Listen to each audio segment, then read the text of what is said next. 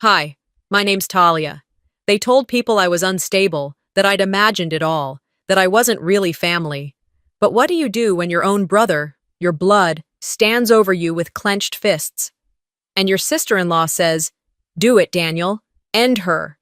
Just because you won't sign away your father's house?" What happens when the house you grew up in, the one your father built with his bare hands, becomes a battlefield? They erased me from the family photos, the will, the memories. But the question that still keeps me up at night is, how long had they planned it? And what would have happened if I had signed? Would I still be here to tell you this? I hadn't heard from Daniel in nearly 4 months. Not a call, not a text, not even a forwarded holiday email. So when his message popped up with the subject line, "Family Meeting, Urgent," I stared at it for a full 5 minutes before opening it. He wanted me to come to the old house, the one Dad built. The one we were all supposed to protect. "Need to meet about the house," it read. "Please come by Tuesday at 5 p.m. Vera and I will explain." There was no, "How have you been?" or "Hope you're doing okay." Just that line. No warmth. No brother. I stared at the screen a while longer, debating. I told myself it was just a conversation. One meeting. I could sit, listen, maybe remind them I'd helped pay property taxes that year Dad got sick. I still had the receipts. I found the manila folder buried under months of unpaid invoices and tucked it into my work bag. Springfield in June was sticky, the kind of humid where your skin remembers the air long after you've walked through it. I stood outside the house for a full minute before knocking. It still smelled like my childhood, even from the porch, cedar and old screen doors, a whiff of lemon oil from the wood Dad used to polish every Saturday. Inside, Daniel was pacing. Vera sat at the dining table, where Dad once carved his initials into the wood. There was a man I didn't recognize, clean-cut, wearing a tie with no personality. "Have a seat," Vera said, gesturing to the only empty chair. Her voice was sweet in that way syrup turns bitter when it's been burned. Daniel nodded stiffly. "This won't take long." There were 3 cups of coffee on the table. None for me. The lawyer cleared his throat. "Miss Rowan, we're here to discuss an urgent adjustment to the mortgage." I blinked. "Mortgage?" Vera slid a folder across the table, the same casual way she'd once passed me a salad bowl at Thanksgiving. "We need your signature on this to help refinance. The house is under strain, and we're barely staying afloat." The paper was thick. Legal. A notary seal embossed on one corner, and at the bottom, faint but unmistakable, was my father's signature. Only, it wasn't right. The tilt was off, the spacing uneven. My stomach turned. "Did Dad sign this before he passed?" I asked, my voice catching. Vera didn't blink. "He agreed to it. You know how he was. Always about the family." Daniel wouldn't look at me. I turned to him. "Did he sign this, Daniel?" He rubbed his forehead.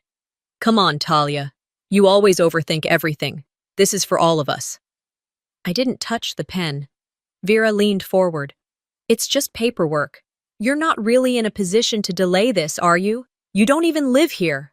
My heart pounded in my ears. I looked down at my hands, trembling in my lap. I remembered the way Dad used to fold napkins when he was nervous. "I need time to think." "There is no time," Vera snapped. "If you don't sign today, we lose our chance." I stood, the chair scraping the floor behind me. "I'm not signing anything today." Their silence followed me out the door. The next day, I went to Dad's memorial, one Daniel and Vera had organized without asking me. It was held in a community hall downtown. They gave me a program to pass out at the entrance. I flipped through it once, not a single mention of me. The slideshow began as people filed in, sipping punch from plastic cups. Images of Daniel and Vera with Dad, barbecues, Christmas mornings, even the hospital bed he died in, Vera's hand on his shoulder, Daniel at his side. I wasn't in a single one. I stood at the back, a paper cup in my hand, throat dry as bone. At the open mic portion, I walked toward the front. I didn't have a speech, just a story about the time Dad and I tried to fix the lawnmower together, how we ended up covered in grease but laughing. I reached for the microphone. Vera stepped in. "Let's keep this about Dad." she said gently but firmly, taking the mic from my hand. There were polite murmurs. I returned to the back, my legs barely holding me up. That night, back in my rented room on the other side of town, I sat on the floor with an old photo album.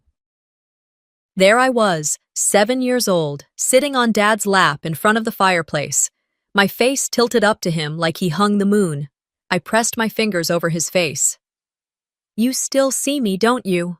I whispered. I didn't cry. Not yet. Instead, I opened the drawer next to my bed and pulled out the folder I'd brought to the meeting. The one with receipts, tax notices, even the utility bills I'd covered after Mom died. I opened another box, one I hadn't touched in years. Inside were old bank slips, printouts, and a sticky note yellowed with age. Mom's handwriting looped across the top. "You are the quiet in this house. Never forget your steadiness." I stared at it for a long while, the kind of stillness that makes the night louder.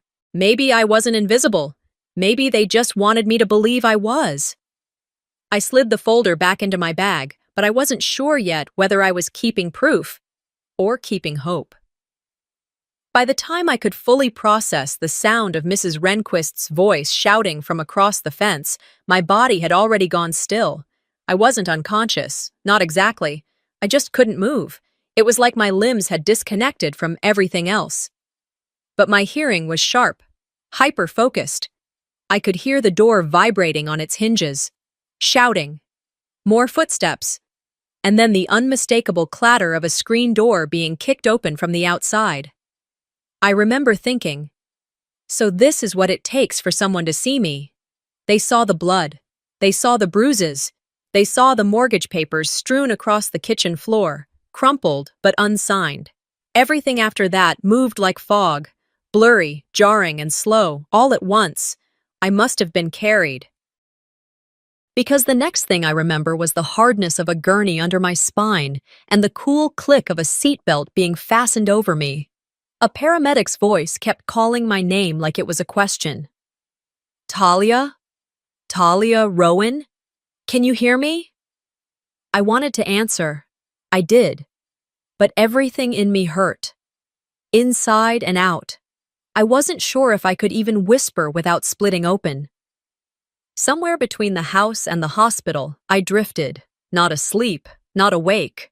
It was more like I was hovering just outside of myself, watching everything through a thin veil.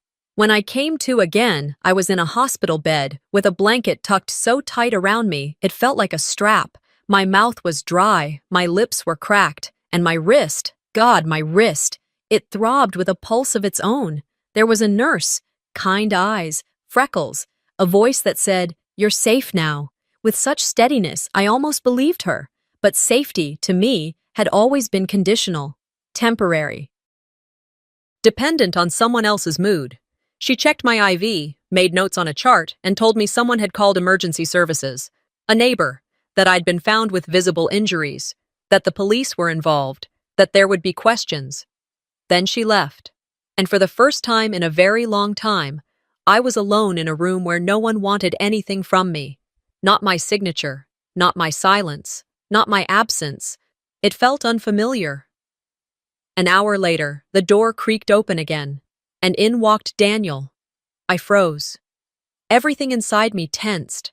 I couldn't lift my arms, bruised, bandaged, but I felt every nerve in my body recoil, as if bracing for another blow. But Daniel didn't raise his hand. He didn't even raise his voice. He just stood there, hands in his pockets, avoiding my eyes. "You should have just signed," he said, like it was the most logical sentence in the world. I didn't answer. He looked around the room, at the machines, the sterile lighting, the bruises he'd helped paint across my skin. "You made this ugly," he muttered, turning to leave. That's when I finally found my voice. "No, Daniel, you did." He paused, one step from the door, but he didn't look back, just walked out like he was late for something more important. I stayed in the hospital overnight. The police came, took statements, photographs, asked me to recount what happened. I told them everything, not just about the attack, but about the papers, the pressure, the months of manipulation that led up to it. I told them about Vera, her voice, her command, The words that still echoed in my skull. Do it, Daniel. End her. They nodded, wrote things down, said they would look into it. The next morning, I was released with a splint on my wrist, butterfly stitches above my eyebrow, and a folder full of discharge instructions. Marvin was the one who picked me up. He didn't ask questions, just opened the car door, turned down the radio, and drove me back to my tiny rented room like nothing had happened. But something had. Something massive had cracked inside me. I didn't cry. Not then. Not even when I lay on my own bed, smelling the lavender laundry detergent I'd used 2 days before the meeting that changed everything. I stared at the ceiling for hours, and then, almost mechanically, I reached for my shoulder bag, the one I'd brought to that meeting, the one they hadn't taken. Inside, the folder was still intact, pages wrinkled, some stained red at the corner. My blood, probably. I unfolded the document slowly, utilities, tax slips, letters I'd kept from my father, and at the very bottom, folded into quarters, was a handwritten letter. The ink had smudged slightly, like someone had touched it with damp fingers, but the writing was unmistakably his. My dad's. If you're reading this, it began, then I'm gone. I want you to know the truth about the house. It was never just a structure. It was the only place I ever felt proud. And you, Talia, you were always the one who showed up, even when you didn't have to. Don't let anyone take that from you. You deserve to be here. I read it once, then again, then again. By the fourth reading, the tears came. Not because I was broken, but because somewhere in all that mess, in all that noise, my father's voice had found me again. That night, I didn't sleep. Instead, I sat at my small kitchen table with a notepad and a pen and began listing everything I could remember. Every comment Vera had made, every change to the mortgage, every time Daniel had brushed me off, called me overly sensitive, told me I was lucky to still have a roof. I wasn't going to let this go. I wasn't going to sign my name to anything except my own story. I didn't know what time it was when they finally loaded me into the ambulance. I was awake, sort of floating in and out. The bright flash of overhead lights flickered against the windows as we pulled away from the house. I remember the gentle jolt as the tires hit the curb. One of the paramedics placed a blanket over me, but even under it, I was cold. Vera's face flashed in my mind. Not frantic, not remorseful, just bored, like she was watching a rerun she already knew the ending to. If Daniel had hesitated, I didn't see it. His voice was still in my ears, raised, angry, as if I had done something unspeakable, as if I had pushed them to this. You're safe now, the paramedic said quietly beside me. She was probably around my age, maybe younger. Her voice had a softness to it, but I couldn't quite accept it. I'd heard those words before, and they never lasted. The next few hours were a blur of antiseptic smells, clipped voices, and mechanical beeps. A nurse adjusted my IV, while another examined the bruising on my arms and face. My ribs ached when I tried to breathe too deeply. I could feel the crust of dried blood along my lip. No one said much beyond the necessary questions. What's your name? Do you know where you are? Who did this to you? I answered slowly, deliberately. Daniel Huxley. My brother. The detective who showed up was polite. He didn't rush me, he didn't doubt me, but he didn't promise anything either. He took notes, nodded at the nurse, and told me they'd do what they could. I'd heard that line before, too. Later that evening, someone brought in a visitor. My mother. She walked in wearing her usual cardigan, the same one she wore to church on Easter. Her expression was unreadable, blank in a way that made me colder than the room already was. She stood beside the bed, but didn't take my hand. You shouldn't have provoked him, she said softly, almost like she was reciting a prayer. My throat tightened. He hit me. Her gaze didn't shift. Family fights don't belong in courtrooms. Family doesn't beat each other over paperwork. She turned away, looked out the window. You've always been too dramatic, Talia. You take things too personally. It hurt more than the bruises, more than the cracked rib. I watched her walk out without so much as a touch or goodbye. The next morning, I asked the nurse if someone could bring me a few personal items from my rental room. I didn't need much, just my small box from the closet. the one I hadn't opened in years. It was the only thing I'd carried with me when I moved out after Dad's funeral. That afternoon, my friend Lorna showed up with it. She didn't ask questions. Just hugged me gently, placed the box on the bedside table, and squeezed my shoulder before leaving. When the room finally quieted down, I reached for the box. It was just as I remembered. Faded edges, a crack in the corner, a small butterfly sticker from when I was 12 still clinging to the lid. Inside were trinkets, an old keychain from high school, a photo of Dad holding me at the county fair, and a tattered Bible. The spine was loose, the pages yellowed. I opened it without much thought, and that's when the folded letter fell out.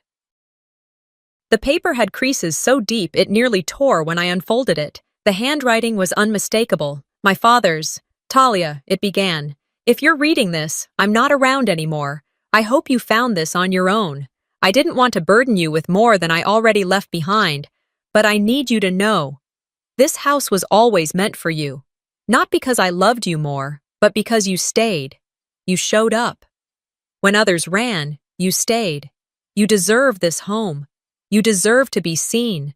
Don't let them erase you." I read it once, then again, and again. By the fifth reading, I couldn't hold back anymore. The tears came, not loud or heaving, just quiet streams down my face, soaking into the hospital gown like salt into cotton. He had seen me, even when I thought I was invisible, even when my own brother and mother treated me like an afterthought. And now, even from beyond, he was still protecting me. That night, when the room dimmed and the nurses finished their final rounds, I pulled out the folder I'd hidden in my bag. I slipped the letter inside it, behind the receipts and utility bills and signed checks. I wrote evidence on the front in red ink. I sat up in the hospital bed, even though every muscle begged me to lie down. My hand trembled as I held the pen. But it wasn't fear, it was resolve. The next morning, when a nurse offered to call someone to pick me up, I gave her Marvin Rehnquist's number. He lived 2 houses down from my rental, retired, kept to himself, but he was the one who'd screamed loud enough that someone heard. When he arrived, he didn't say much, just helped me into the passenger seat and waited until I buckled in. On the drive home, he glanced over once. "You don't need to explain anything," he said. I nodded, the letter heavy in my lap. Back at my apartment, I sat on the edge of the bed for a long time. The place was quiet.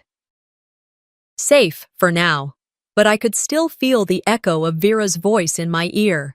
Still see the fury in Daniel's eyes. I opened my laptop and made a new folder. Titled it, "They Won't Win." Inside, I scanned every receipt, every document, every bruise, photographed and labeled by date.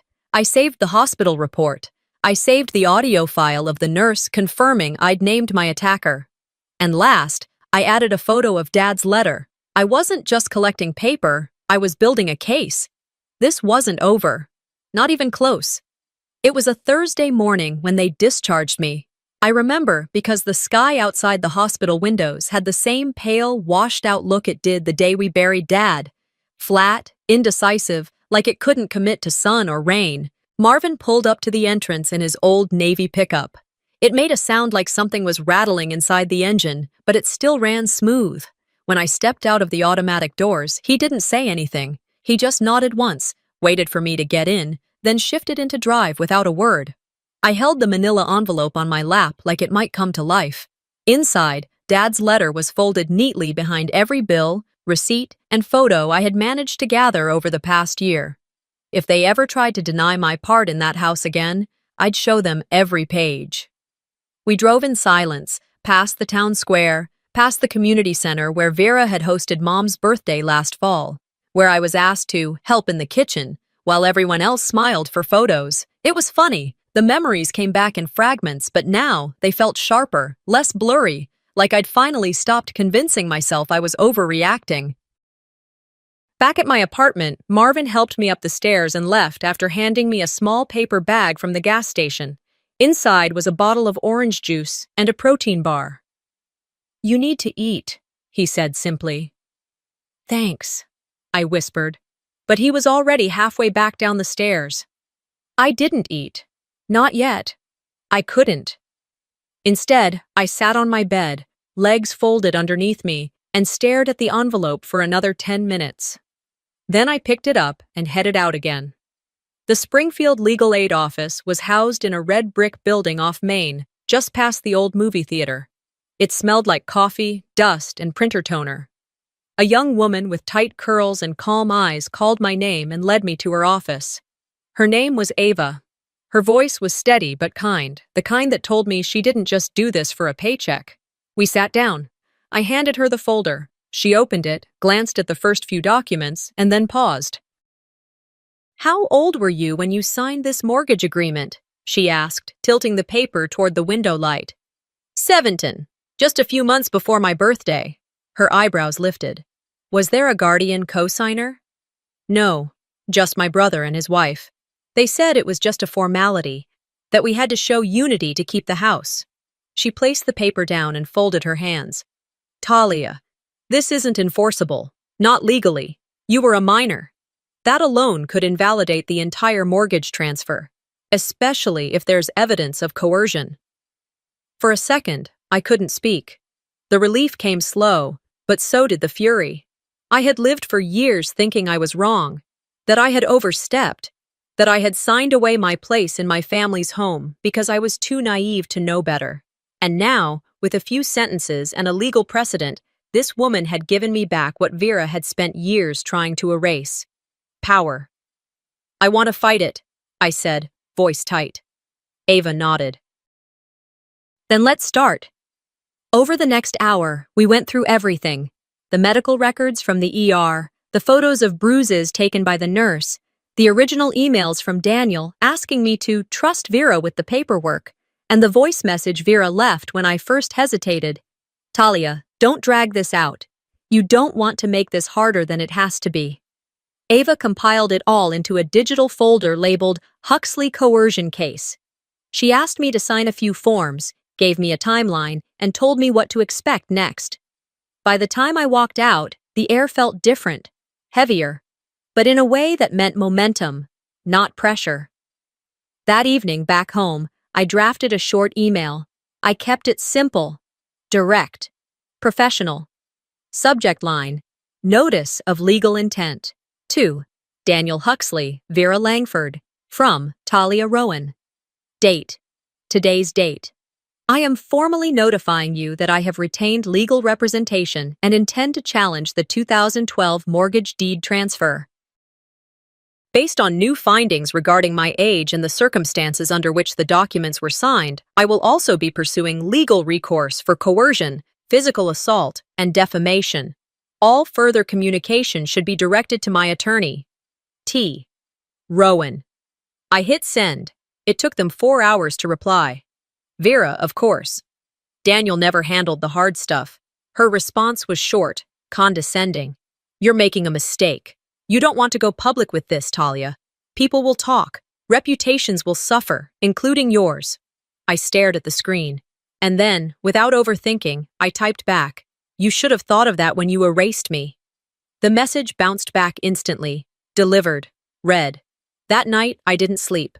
My body still ached, but that pain had become background noise compared to the fire that had started to burn deeper inside me. I sat by the window, Bible in my lap, the letter tucked between its pages. You deserve this home, not just the building. The space, the memory, the dignity. I whispered to the empty room, the first time I had said it out loud to myself. This time, I'm not backing down. Not because I needed revenge, not because I wanted to humiliate them, but because the truth wasn't something I owed silence to anymore. I reached for a pen and began organizing everything into folders, both digital and physical. Labeled, chronological, cross-referenced, every scar, every photo, every email, every financial transaction. This wasn't just for court, it was my story, finally written by me. They'd poked the wrong bear, and I knew it. But knowing it and being prepared for what came next were two different things entirely. A few days after I sent the legal notice, life had started to inch back toward routine. I'd returned to my part-time job at the downtown dental office, not because I was fully healed, but because I needed to feel useful again. There's a kind of numbness that creeps in when you stay idle too long, like standing barefoot on cold tile too long. I was determined not to freeze again. It was Thursday morning. My supervisor, Linda, was waiting by the break room when I walked in. She wasn't the kind to hover, so when she looked up from her coffee and said, "Talia, can I talk to you in my office for a sec?" I felt my stomach knot. The room was quiet when we sat. She clicked something on her laptop and rotated the screen toward me. This came in through the general office email around 2 a.m. last night, from an anonymous address, no subject line. Just this link. It was a video. I clicked play. There I was, on screen, sitting in my bedroom, eyes red, voice shaky. The image quality was grainy, but it was unmistakably me. And the audio. It cut straight to my core. "I don't know what's real anymore," my voice said. "Maybe I imagined it all." The clip was under 30 seconds. My hands went cold. I knew that footage. I'd recorded it myself, months ago on Vera's advice. She had told me it was therapeutic, said, "You should document how you feel. It'll help you process things." She even offered to edit it, just for clarity. Now, here it was, edited all right, sliced, twisted, reassembled into something unrecognizable. A weapon, her weapon. Linda spoke gently. "We know you've been through a lot lately, and this seems personal. It's clearly edited, but I had to show it to you." I swallowed, the room tilting slightly. "It's from my old phone. A personal recording. Vera had access to it." She nodded slowly. "I figured as much. We're not taking any action against you. But I'd suggest laying low for a bit, just until this passes. Passes. Like a storm. Like food poisoning." "I have the original," I said. "The unedited one. Would you want to see it?" She looked relieved. "Yes, if you don't mind." I forwarded it to her right then, and within an hour, she had passed it along to HR, who issued a quiet internal memo stating I was not under review and that any defamatory material would be handled legally. They even offered me extended leave, with pay, and a letter of support if I needed it. That support, unexpected and calm, nearly undid me more than the video itself. Later that day, I met with Ava again, my attorney from legal aid. Her reaction was swift and sharp.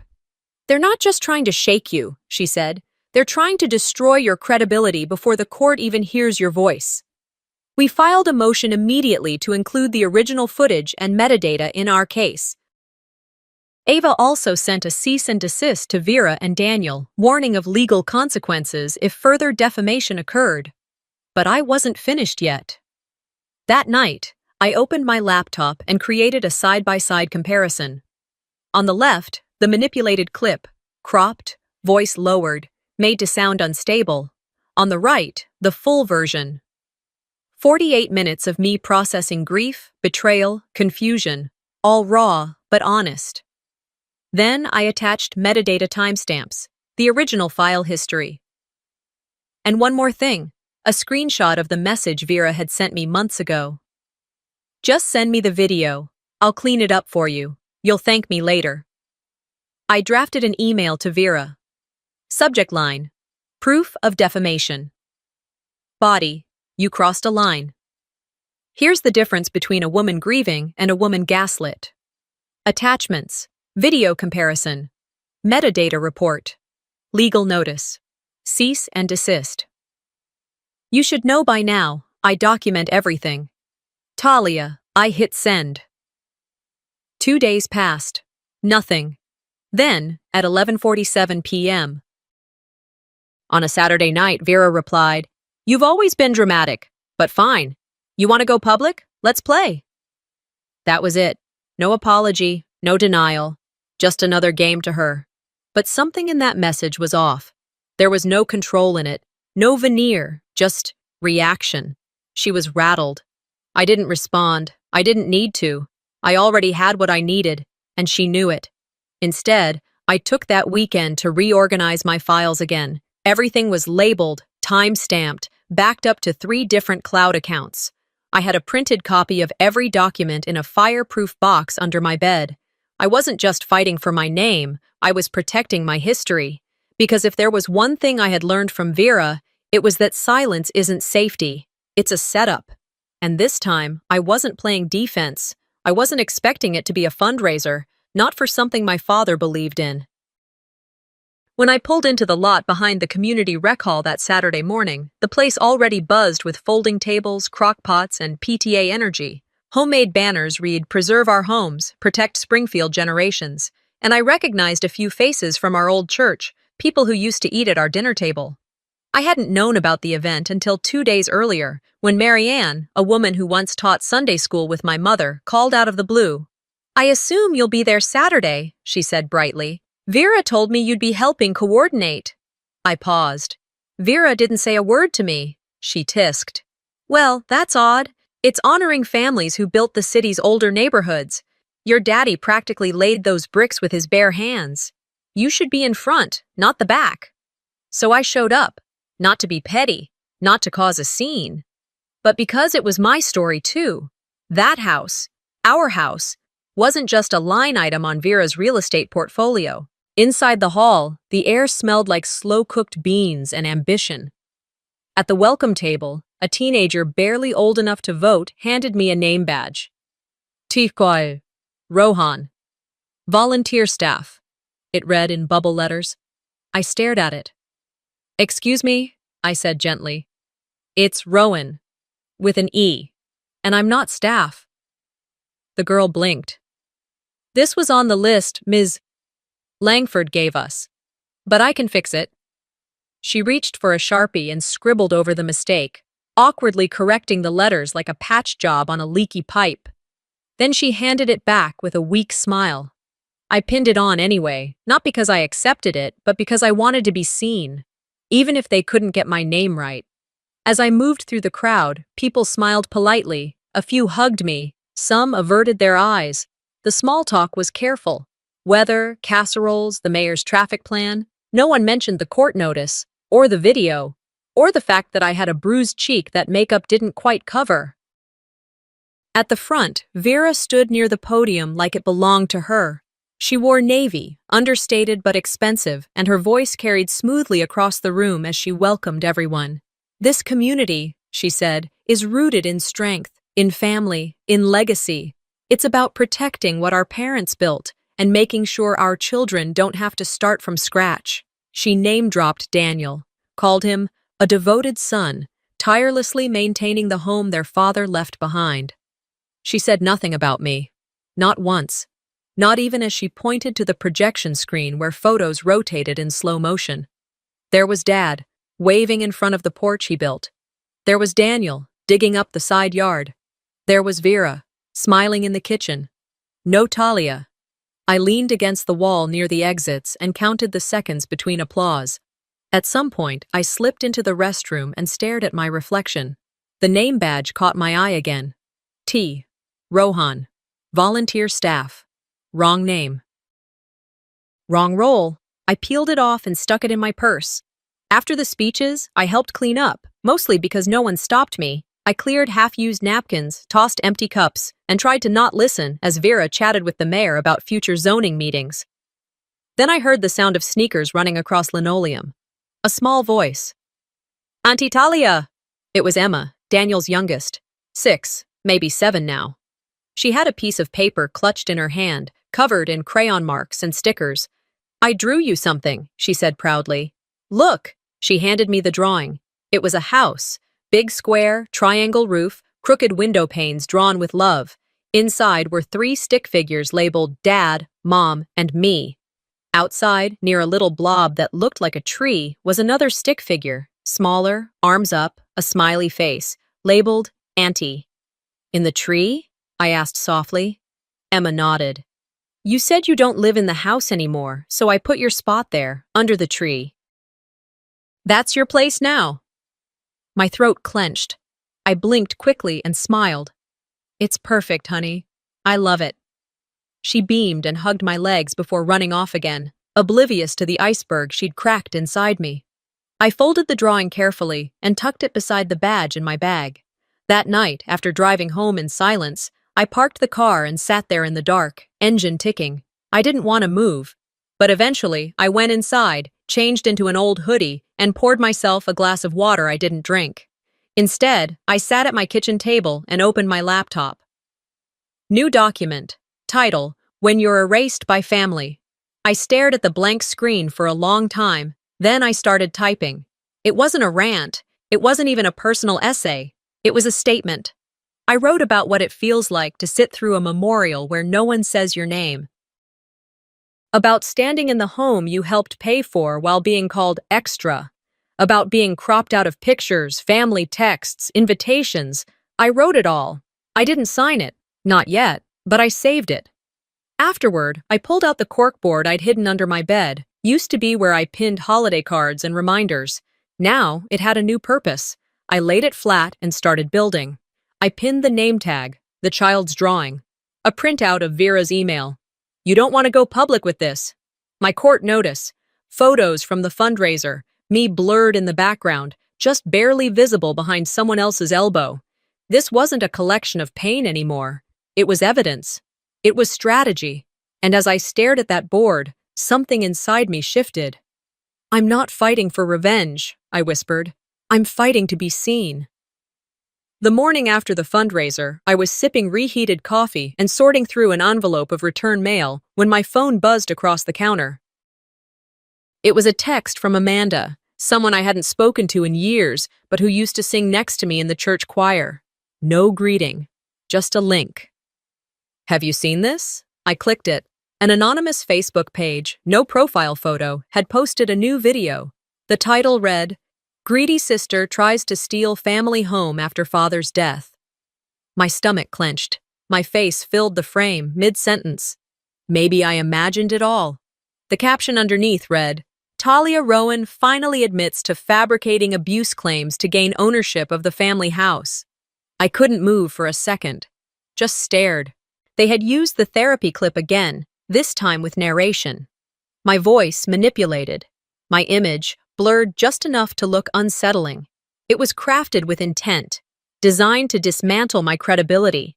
The comments were already pouring in. She looks crazy. Bet she's after insurance money. Typical drama-seeking sister. I felt the heat rise in my chest. Not embarrassment, not even shock anymore.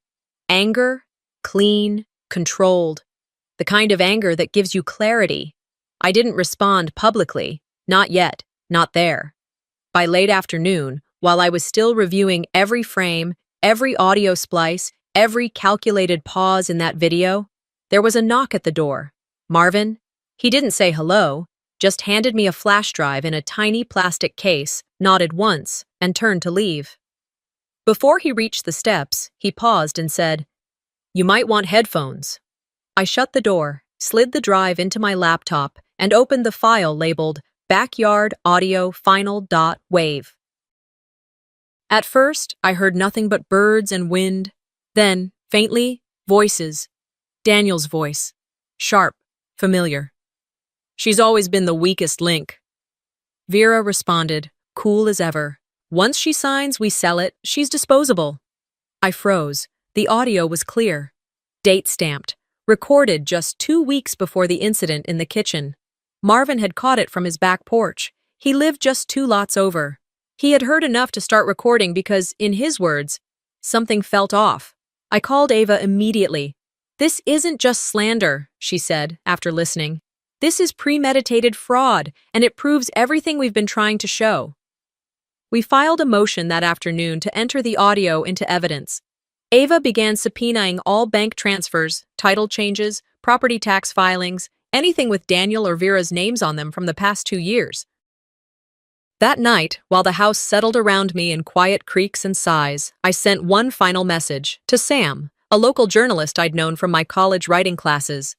He ran a column on civic accountability and small-town corruption. "I don't want sympathy," I told him. "I just want the truth out." We met the next morning over coffee. I gave him everything. The audio, the bruises, the hospital report, the emails, the deed transfer history. I didn't embellish. I didn't dramatize. I let the evidence speak. He asked one question before he left. "Are you ready for what this might bring?" I was. 2 days later, the article published. Headline: When home becomes hostile, a sister's fight for the house her father built. Within 12 hours, the anonymous Facebook page deleted the original video. A new wave of public comments filled the newspaper site. She's brave. I remember her father. He would never have let this happen. More women should speak out like this. I didn't know most of the names, but their words made something shift inside me, like my spine straightened a little without me realizing it. By evening, I had voicemails from 3 women's groups asking me to speak at upcoming panels on financial abuse and coercive control within families. I saved them all, but hadn't called back yet. Then came Daniel's message. It arrived at 2:16 a.m. His voice slurred, heavy with what I guessed was liquor and shame. You ruined us, Talia, he said, breathing hard between words. You turned everyone against us. They think we're monsters. I didn't flinch. I didn't even feel sad. I hit delete. Vera, on the other hand, didn't call, didn't text. She just disappeared. Her Facebook account went blank. Her Instagram bio vanished. I heard from someone at the city planning board that her name had been quietly removed from the next housing committee meeting. No announcement, no explanation. She was going dark, which meant one of 2 things. She was regrouping or she was unraveling. Either way, I was prepared. I didn't celebrate. I didn't buy champagne or post some victorious quote on social media. I just opened my corkboard and added a new line of red thread connecting the audio transcript to the article to the court motion. This wasn't over, but now they were playing defense. It started like any other morning, but I knew this day was different the second I pulled my hair back and saw the thin, healed scar near my eyebrow. The one I stopped covering weeks ago. I let it show. In the mirror, my reflection wasn't polished. No mascara, no earrings, just a simple navy dress, plain but intentional. I wasn't there to impress anyone. I was there to finish what they started. Downstairs, Marvin was waiting in his truck, engine idling. He didn't honk, didn't text, just sat there with his hands on the wheel like he had all the time in the world. When I stepped outside, he glanced at me once, nodded, and reached over to open the passenger door. I climbed in. Before we pulled off, he placed his hand briefly on my shoulder. You already won when you didn't stay silent, he said. I didn't say anything. I just let his words sit there, like an anchor. The drive to the courthouse took 15 minutes. I stared out the window most of the way. Springfield looked the same. People watering lawns, dogs chasing birds, someone pressure washing their driveway like justice wasn't on trial across town. We pulled into the side lot. My stomach tightened when I saw Daniel's car already parked. Inside the building, the air had that over-chilled government office feel. Sharp, dry. Ava met me near security. Her hair pulled back tighter than usual, a leather folder tucked under her arm. Ready? She asked. As I'll ever be. In the courtroom, the space felt both too big and too small. Rows of pew-like benches lined the back, already filling with curious faces. Neighbors, maybe a few reporters. I spotted someone from the newspaper who had written the first article. He gave me a soft nod. I returned it. Daniel and Vera sat at the defense table. He looked worse than I remembered. Drawn, jittery, eyes darting around like he was waiting for someone else to speak for him. Vera, by contrast, was composed, her expression carved from stone. When the judge entered, we all stood, then sat. Then it began. Ava opened calmly, laying out the facts. The mortgage documents I signed as a minor, the history of coercion, the documented abuse, the doctored videos, the fraudulent attempts to transfer ownership of the house. She spoke without flair, just facts. Her voice didn't tremble once. When Vera's attorney stood, the mood shifted. He called me unstable, accused me of having a long history of emotional fragility, and claimed that I had fabricated the abuse because I was jealous of Vera's role in the family. That one made me laugh softly. The court clerk glanced up, startled. I didn't apologize. The judge listened, stone-faced. Then came the audio. Ava pressed play. It was crackly at first, outdoor wind, a bird, and then, clear as a bell, Daniel. She's always been the weakest link. Vera. Once she signs, we sell it. She's disposable. A murmur rippled through the room. Someone gasped. I didn't look at them. I watched Vera. Her jaw flexed, barely, but she didn't blink.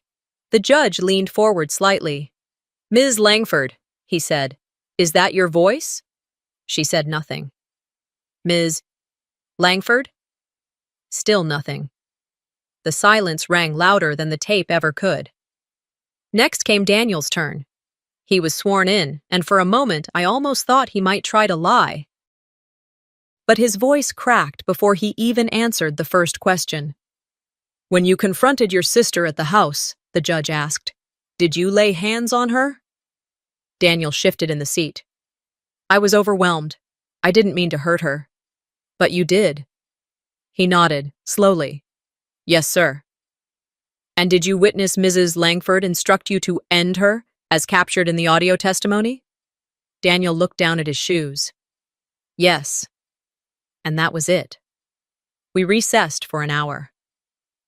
I sat outside on a bench with Ava, sipping from a paper cup of coffee that had long gone cold. The courthouse steps were filled with quiet anticipation, people whispering, a reporter jotting notes. When we returned, the judge didn't waste time. In the matter of Rowan versus Huxley and Langford, he began, this court finds the original mortgage agreement to be invalid as it was signed by a legal minor without guardian consent. He paused. The courtroom held its breath.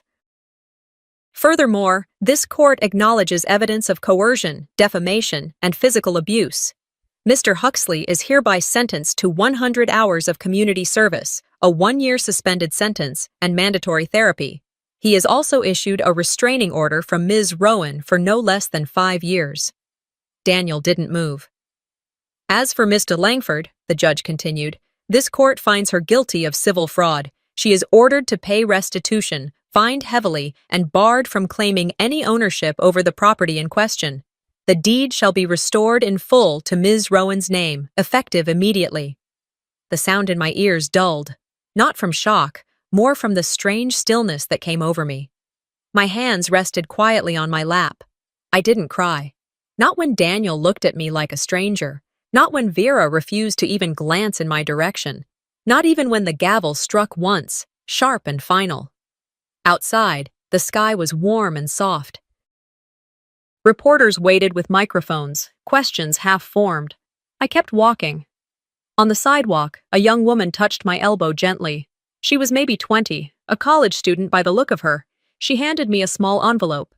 Thank you, she said, for showing me I'm not weak. I nodded, walked away. Inside the envelope was a handwritten note. My sister took everything from me too. Maybe now I can start fighting back. Justice was done, but healing would take its own time. A full month had passed since the verdict, but the truth is, time didn't fix everything. It didn't smooth the edges of old wounds or silence the echoes of voices I still heard in my sleep, but it gave me something else, space. And that space, I was learning, was a beginning. It was early morning when I returned to the house, not for paperwork or meetings or court, but for me.